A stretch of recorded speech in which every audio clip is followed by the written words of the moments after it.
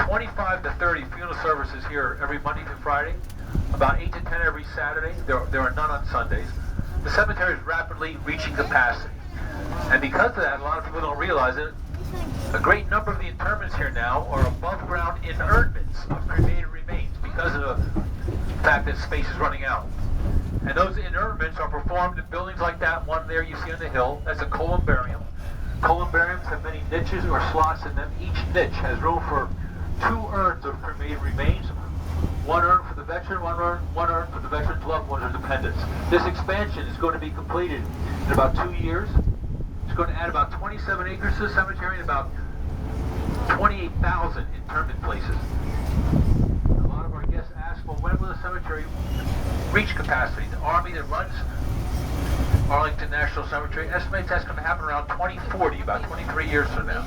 But that could change. There's another expansion being considered at the south end of the cemetery near where the Air Force Memorial is. If that gets approved, the cemetery could remain active well past the year 2040. Now we're driving along the north wall of the cemetery. It's a stone wall. It's on the driver's side.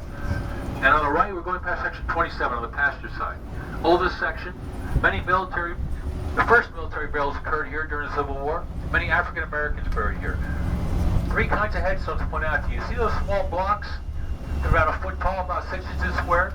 Might not even guess they're gravestones, but buried underneath those blocks are unknown soldiers from the Civil War. Next, there's about 3,800 headstones that have under the person's name the word civilian or citizen. These are grave sites for freed or escaped slaves that lived in freedmen's villages here in the Washington, D.C. area. Villages set up by the federal government as a place for slaves to make the transition from living in slavery to living in a free society.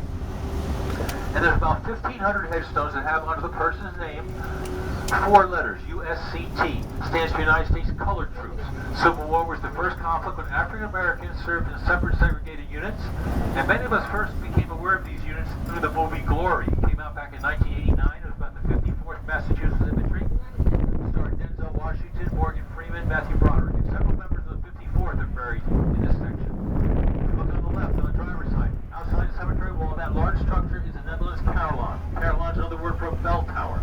A gift to the USA from the Netherlands in gratitude for everything we did to help them during World War II. There's 50 working bells inside that carillon. And behind that, in the distance, in those trees, is where the Iwo Jima Memorial is, one of the largest cast bronze statues in the world, 78 feet tall, weighs more than 100 tons.